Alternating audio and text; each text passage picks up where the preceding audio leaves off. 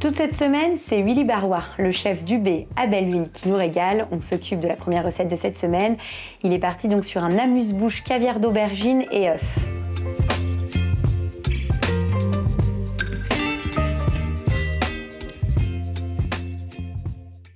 Donc là, Willy, tu coupes du persil plat. C'est ça. Hein.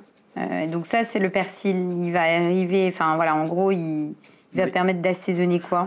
Bah, le caviar qu'on va mélanger avec un œuf dur et des anchois. D'accord. Pour faire une belle quenelle sur une tartine de... Donc ça va permettre d'être dans la préparation, on va dire la farce de ton amuse-bouche. Donc hop, donc le persil, c'est bon. Après, ensuite, on va prendre l'aubergine. Oui. Donc on enlève juste les extrémités. les extrémités. On coupe en deux. Oui. Et ensuite... On prélève juste ce qu'on a besoin. Et le restant, ça part en caviar. D'accord. Tu quadrilles ton aubergine. C'est vrai que l'aubergine et le caviar d'aubergine, ça demande beaucoup de matière grasse. Ça absorbe quoi.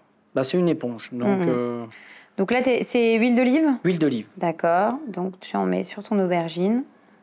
Et on met au four. D'accord. Pendant combien de temps? Bon, entre 30 et 40 Oui, minutes. de toute façon, on le voit. Voilà. En termes de matière, il faut que ça soit cuit et puis que ça s'enlève tout facilement. Enfin, à l'œil, après, en ça général. se gratte à la cuillère. Ouais. Et voilà. Donc là, on part à quoi? 180, tu m'as dit, pendant 25-30 minutes? Ouais, même un peu plus, ça ne dérangera pas. Super. Ensuite, qu'est-ce qu'on fait? Donc toi, tu en avais préparé d'avance de toute façon. Voilà, j'ai préparé le caviar. Les aubergines que tu as préparées la veille. Là, on met un petit peu d'huile. Un tout petit peu d'huile. Et on va les bases. Voilà, sur les petites tranches qu'on a coupées. Okay. On va griller. Oui. Juste griller et ça va être assez cuit. D'accord. Donc tu vas les griller comment? Bon, on a un grill. Si à la maison on n'a pas ça, on les grille. On peut les faire à la poêle, c'est ce que j'allais dire, à la poêle. Tout ce qu'on veut. Là, le grill est bien chaud. Et si on a même une poêle justement qui est un peu quadrillée, oui, ça marche aussi. On va remettre juste un peu d'huile. Donc ça, c'est quelque chose d'assez rapide. Et en fait, ça va être ta base. On va dire, ça remplace le pain. Ah, d'accord. Faire la tartine, en fait, ça va se tenir. Oui, c'est une petite tartine caviar d'aubergine, œufs et persil. Oui, donc c'est plus léger en plus. C'est ça. Et puis ça te permet d'utiliser, de retrouver le légume dans deux aspects. Parce que tu l'auras et en caviar et comme ça en base, en fait. Oui. Donc là, c'est bon, c'est bien grillé. C'est ça. Waouh, super. Et donc on a notre base qui est prête. Ensuite, on va terminer notre... On va écaler l'œuf. D'accord. Notre préparation qui va aller dessus, finalement. Donc, un œuf dur.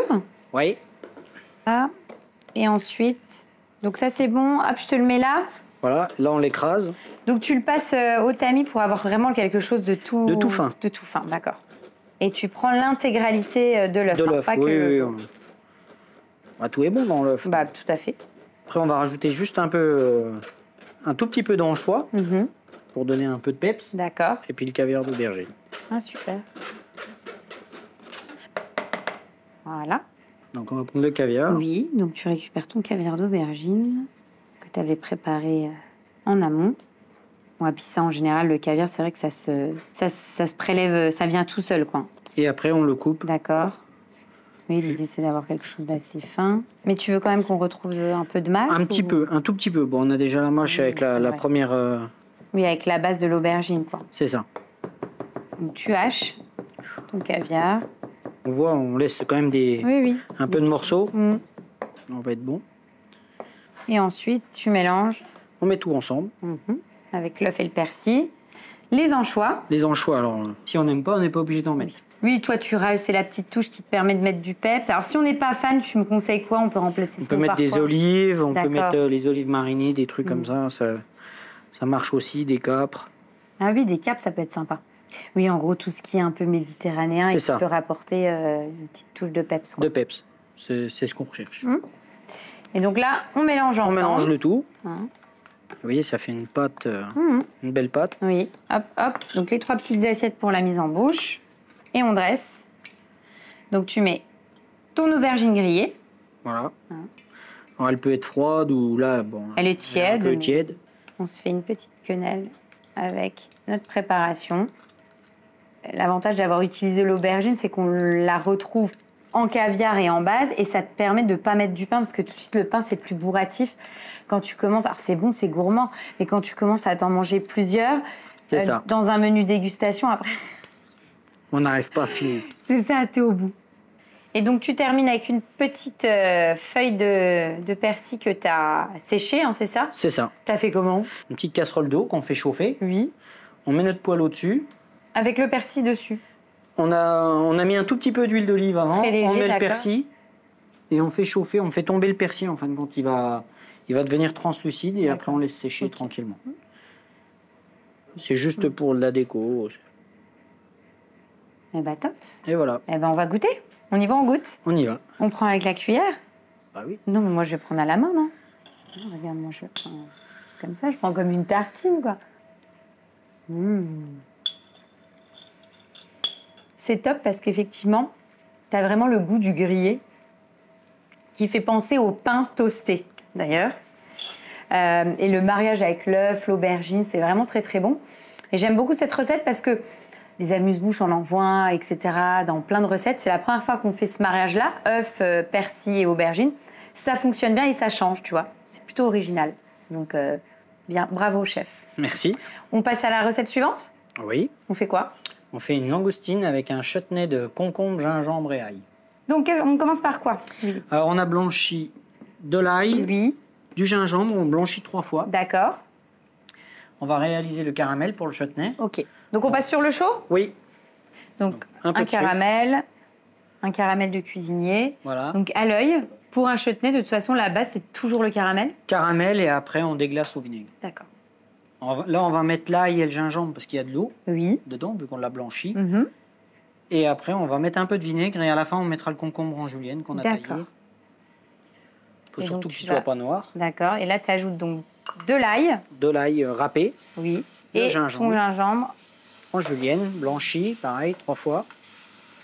Et ensuite, donc, tu déglaces. On déglace au vinaigre.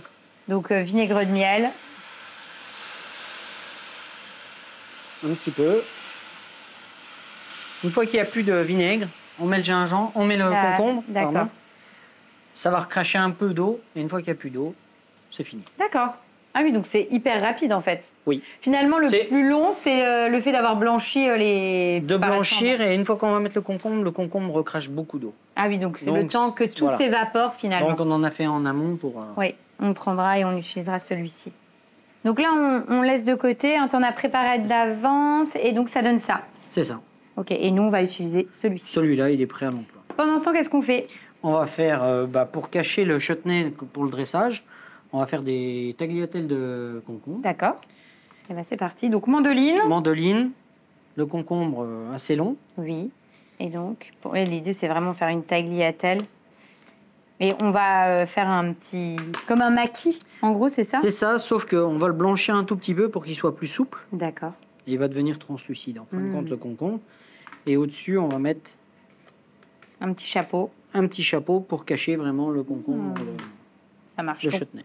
donc là, je mets mon concombre et les petits chapeaux avec? Oui, on met tout. Donc c'est très rapide, hein, Oui, oui, oui, c'est juste pour... pour assouplir un petit peu le c'est ça. concombre. Et on voit, tout de suite, il devient translucide. En fait. Hop, et donc là, c'est bon. Ouais, donc c'est vraiment On les très fait tomber. rapide. Donc ça, c'est bon. Et ensuite, il reste plus que nos langoustines, hein, je pense. Bah, les langoustines, on les passe au four. Cuisson D'accord. au four. Donc cuisson au four, t'as mis... J'ai mis un peu d'huile d'olive en oui, dessous. c'est tout. C'est tout. D'accord. Au four, à combien, pendant combien de temps? À 180-200 degrés pendant 3-4 minutes max. D'accord. Donc on les passe au four et on dresse. C'est ça. T'as un petit emporte-pièce Voilà. qui va te permettre de cercler ton Le chutney. chutney. Hop. Et après, tu vas mettre ton concombre autour, c'est ça? C'est ça. Tiens, si tu veux, je fais la suite. Donc, tu mets ton concombre autour.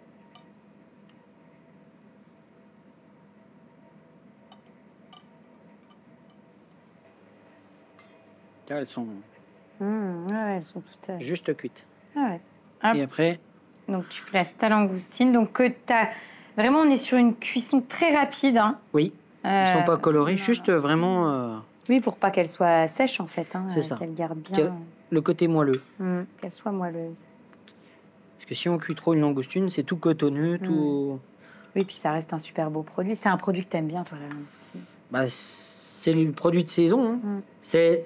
En hiver, tu mangeras pas de langoustine chez moi. Bon, bah, on viendra cet hiver, tu nous feras tes Saint-Jacques. Et donc, pour accompagner, t'as fait un petit... C'est un jus de quoi? Alors, à base de tête de langoustine. Oui, c'est ce que j'allais dire. On reste dans la langoustine. Mais il est translucide, en fin de compte, tomate et tout, mais il y a clarifié et tout.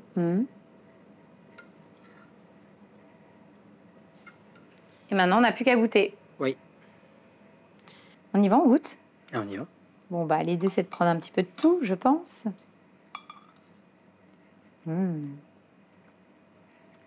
C'est top parce qu'en fait, ça a apporté énormément de peps. Et c'est vrai que moi, j'avais l'image du chutney aussi, quelque chose de trop lisse, tu sais, vraiment plus... Là, tu as de la mâche quand même déjà. Ah bah oui. Et ce qui est sympa, c'est que, bah, mine de rien, le fait de l'avoir caramélisé, tu as quand même le côté sucre qui est présent, qui permet d'atténuer un peu le gingembre, mais il y a quand même le peps, quoi. On a réussi à garder le peps et ça, c'est cool. Et puis avec les langoustines, ça se marie bien. On est vraiment sur une entrée, je trouve, fraîcheur et assez légère, je trouve. Donc c'est top, c'est parfait. Ouais.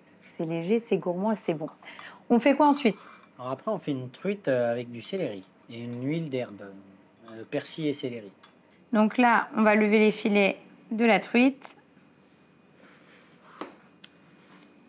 Donc toi, tu es parti sur de la truite, mais on peut partir sur n'importe quel poisson. D'accord. À n'importe quel poisson? Ah oui. Suivant l'envie du moment. Et les produits qu'on trouve sur le marché, quoi. C'est ça. Tu vas quoi? Tu mets quoi? Un filet? Non, c'est pas un filet par personne. Si. Ah oui? Ok. On est généreux. Oui, je vois ça. Tu vas garder les arêtes de ta Les truite? arêtes. D'accord. On fait un petit fumé. Oui. Mais juste la truite, un peu d'eau. On fait cuire tout doucement. D'accord. Et après, on crème légèrement. C'est tout. Et ça sera notre sauce? Notre sauce, oui. D'accord. Et la truite, c'est un produit que tu utilises souvent au resto? Je l'utilise assez régulièrement. Après, souvent, non. On est plus poisson d'eau de mer quand même. D'accord. Après, comme on change les cartes. Ça t'arrive en tout cas de la travailler. C'est vrai que c'est sympa de travailler ces poissons-là aussi. Donc là, tu mets un petit peu d'huile d'olive. C'est ça. On met nos filets de poisson. D'accord. Donc côté peau. Ah non, côté chair. Côté chair. La peau, elle sera au-dessus. Elle va protéger le poisson parce qu'on ne veut pas qu'il soit trop cuit. D'accord. Et tu vas le cuire comment? Sous la salamandre. J'ai pas de salamandre chez moi, désolée. Alors, vous pouvez le cuire pareil, mais au four. D'accord. Au four et grill? Non. Ah non, même un four classique. traditionnel. Ouais. À pendant combien de temps au four? C'est 4 minutes au four, grand max, à four chaud. C'est rapide. Okay. Oui. Four très chaud. Faut qu'elle reste moelleuse. D'accord. Faut pas que ça soit trop cuit. C'est un peu comme le saumon. Il y a des points de cuisson sur la truite. Il y en a qui vont vous dire, moi je veux bien cuit. Non, je trouve qu'il n'y a rien de Mais après, c'est sec. Oui, c'est ça. Et nous, on ne cherche pas ça du tout. Il y a tous les goûts. Oui. Donc là, on le met sous la salamandre, c'est bon pour toi? C'est ça. Eh bien, on y va.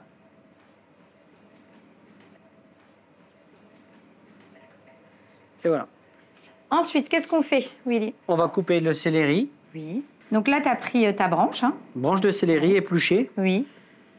Non. Et tu vas le tailler. On va le retrouver comment? En petits biseaux, comme ça? Voilà. On va dresser comme ça. Et tu vas faire quoi avec ça? Tu vas les poêler?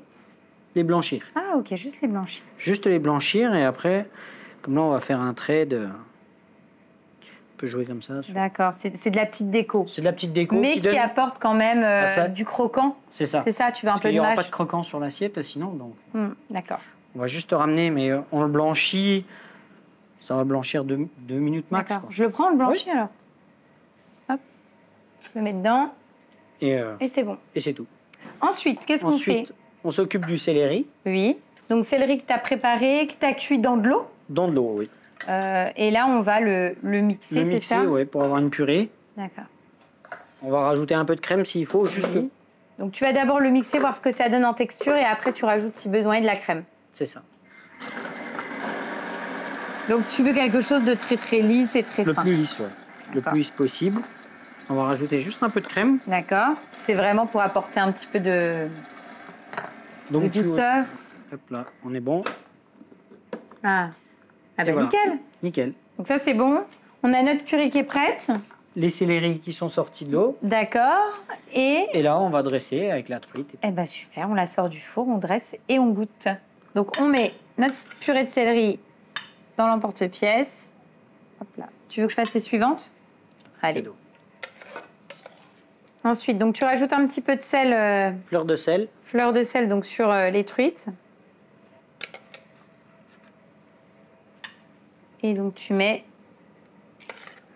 ta truite directement dessus sur la purée de céleri. C'est ça. Tu rajoutes donc ton céleri en branche que tu as blanchi. Donc là, c'est la fameuse crème dont tu me parlais. Oui. Donc tu as utilisé la carcasse de la truite. Oui. Tu l'as mis dans ta casserole, crémé légèrement. En gros, ça a infusé ouais, avec un peu d'eau et ça donne ta sauce. Ça me donne ma sauce qu'on va mettre. On va mettre l'huile verte avec. D'accord, donc comme ton ça huile. Va trancher, d'accord. Huile verte que tu as fait donc à base de quoi? Huile d'olive? Huile d'olive, les branches de céleri et du persil. D'accord. Et donc tu l'ajoutes avec directement. Et en fin de compte, ça fait un. Ah, ça fait des petits œillets, ça fait une sauce tranchée. C'est ça? C'est ça. C'est ce qu'on recherche pour donner un peu de. Ah, c'est super. Un peu de couleur. Et en même temps, un peu de gourmandise. C'est ça. Non, mais parce que c'est vrai, on a tout cuit hyper sainement, en fait. Hein. Et voilà. Top. Eh ben, on va goûter. On y va, on goûte. On y va. C'est top. C'est très bon. Le mariage, là, avec l'huile et la petite crème, t'as vraiment le côté de la crème qui apporte la gourmandise et en même temps, le peps avec la petite huile. Ouais. Et le fait... C'est très important de rajouter, je trouve, le céleri en branche, le côté croquant. Oui, parce que sinon, il n'y a pas de croquant. Ouais, et donc c'est vraiment top. Et c'est une recette qui est facile, qui est simple, qui est rapide, qu'on peut faire en rentrant chez soi à la maison. Donc c'est tout à fait le genre de recette qu'on aime bien, nous, dans Un Feu Doux. On fait quoi ensuite, Willy? Après, on fait un riz de veau, girolles et melon. Donc là, une poêle bien chaude. Les girolles qu'on a... Tu as préparé qu'on a grattées. Ouais, tes girolles que tu as grattées. Donc tu les as juste grattées, on met pas de l'eau. Non. Voilà, sur un champignon. Mais non, mais je le dis parce que tu as des gens qui... Il y a des gens, ils mettent de l'eau. Après, il ne faut pas les laisser tremper dans l'eau. Oui, c'est ça. On peut, d'accord. Mais le mieux, c'est quand même de les gratter. De les gratter, c'est tout. Comme ça enlève le...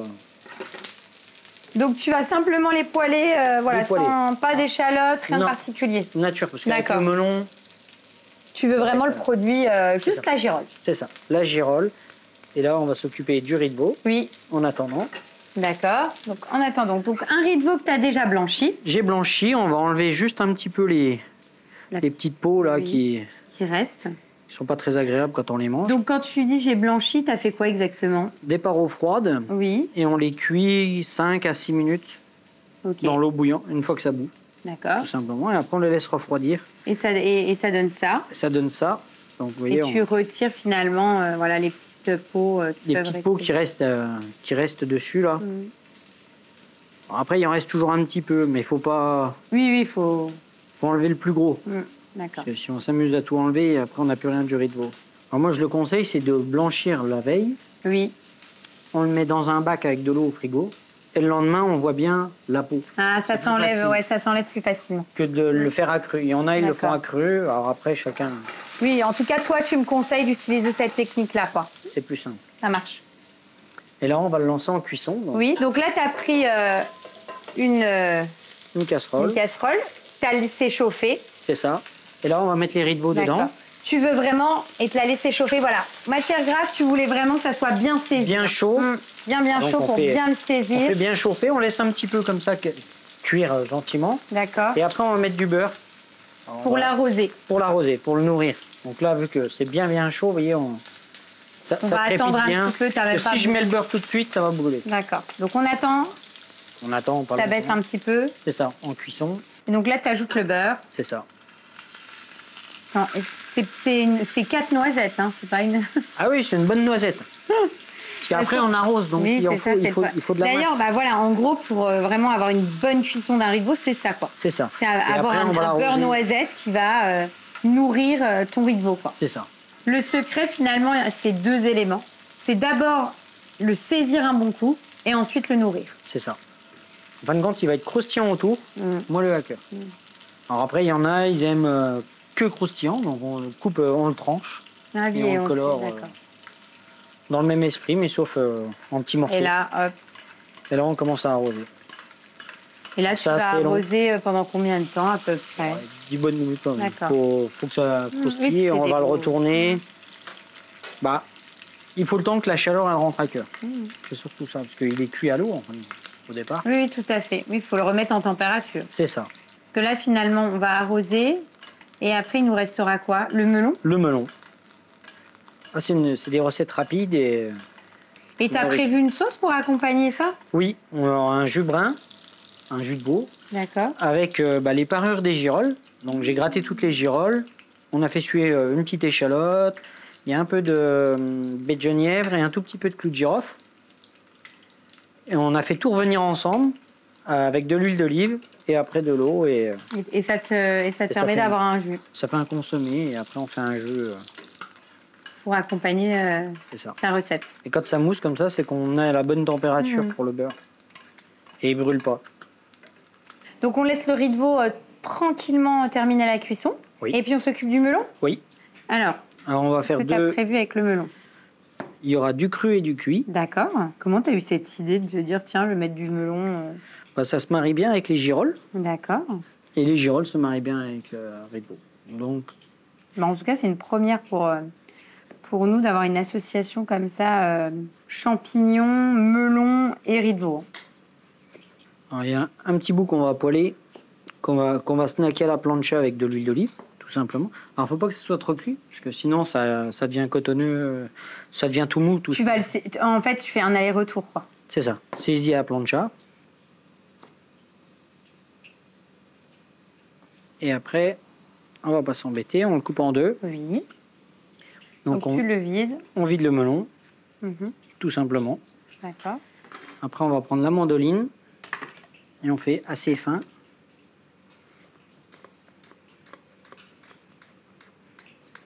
Alors là, il y a un petit peu de temps de dressage, mais ça va être joli à l'arrivée. D'accord. Donc là, tu as snacké le melon.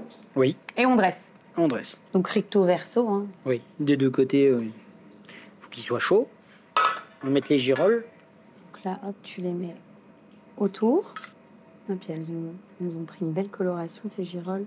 Bon, après, là, t'es parti sur des girolles, mais c'est pareil, tu peux prendre les champignons du moment. Oui. Ouais. Après, t'es pas obligé de... Après, tu mets une courge à la place du melon. Oui.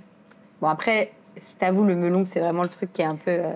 qui sort un peu des sentiers battus. Là, tu prends un petit rond. Oui, ça fonctionnera aussi, quoi. Tu peux le faire. Alors, cru, c'est un peu plus compliqué à manger, mais tu l'as... Ouais. Non, tu le coupes pareil, tout fin, tu l'assaisonnes et tu fais une vinaigrette.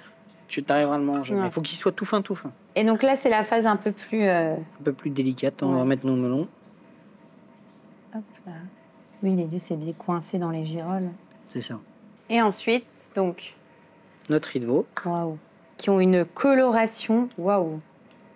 Mon Dieu. Tac, tac. Et après... La petite sauce. La petite sauce qui va bien. On va être généreux en sauce parce que le riz de veau, il aime bien la sauce. À mon avis, ça, je pense que ça va être excellent. Tu remets un petit peu de... Un petit peu de fleur de sel. Parce que le riz de veau, il est pas salé. Donc... Et voilà. Eh ben, on va goûter. Bon, ben, on y va.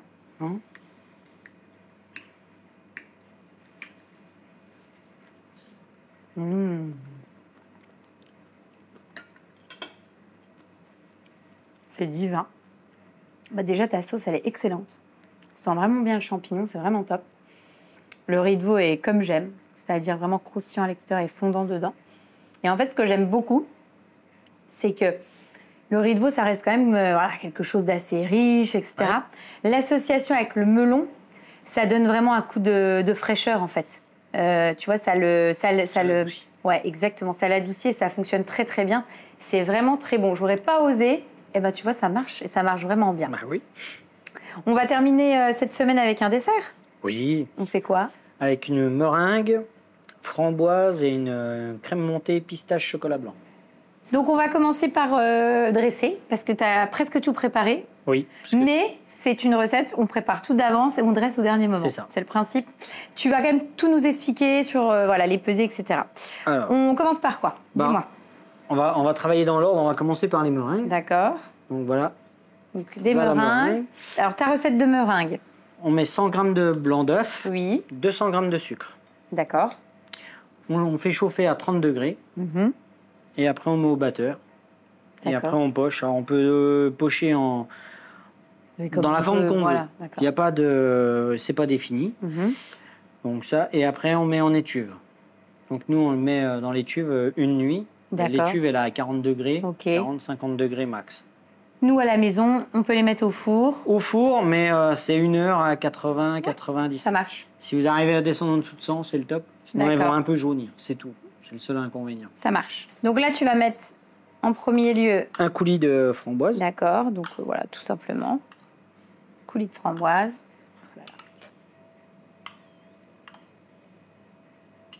La meringue. Oui. Qu'on positionne donc à l'envers. Voilà. Après, on met la ganache. Donc, c'est une Donc ganache. ganache pistache. Voilà. Ganache montée pistache. Donc, les pesées, c'est 225 g de crème, Oui. 25 g de miel, 25 g de glucose. Mhm. On met tout à chauffer. D'accord. Après, on remet dans un cul de poule. Quand c'est chaud. Voilà, quand c'est bien chaud, il y a 300 g de chocolat blanc. D'accord, donc on le verse sur le chocolat Sur le blanc. chocolat blanc, ça fait une ganache. Mhm. On la laisse refroidir au frigo. Oui. Le lendemain, on prend la cuve du batteur avec la ganache dedans Mhm. et on rajoute de nouveau de la crème. D'accord. Combien en quantité? 450 g de crème, on met tout ensemble. D'accord. Et on met 2 bonnes grosses cuillères de pâte à pistache dedans. D'accord, pour la parfumer. Ça marche. Et après, on la laisse Et après, prendre on et laisse. reposer. Et ça donne ça. Tu l'as mis dans ta poche. C'est ça.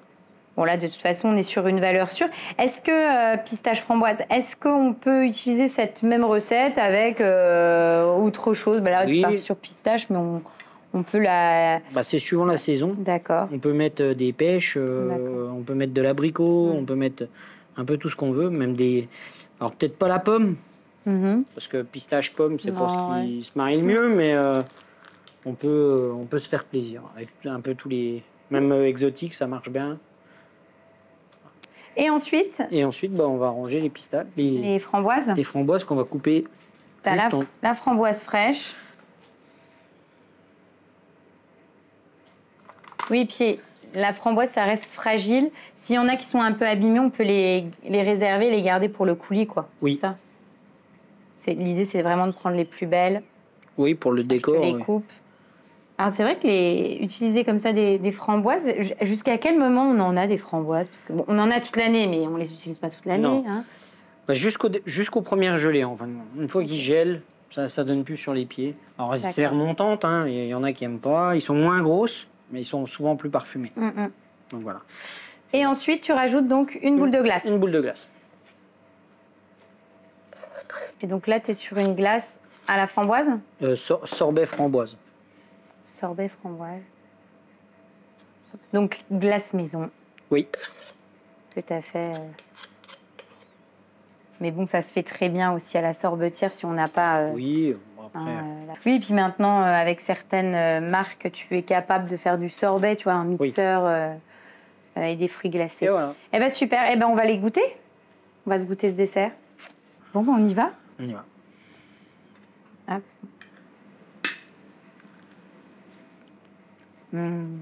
C'est top. C'est vraiment bon. On est sur un mariage heureux. Hein, Classique. Framboise, pistache. C'est classique, mais tu vois, c'est top parce que c'est pareil. Je trouve qu'en quantité, c'est bien. Et le fait d'avoir choisi de la meringue au lieu, par exemple, d'un financier ou quelque chose qui est riche, Biscuit, ouais. t'as de la légèreté, en fait. T'as l'impression de manger un petit morceau de nuage. Et c'est vrai que ça allège un peu l'ensemble. Pour une fin de repas, c'est parfait. Merci beaucoup, Willy, pour ton accueil. De rien. Comme d'habitude, on passe toujours un bon moment avec toi. On se régale, on rigole. Enfin, voilà. Et on reviendra l'année prochaine, alors. Avec plaisir.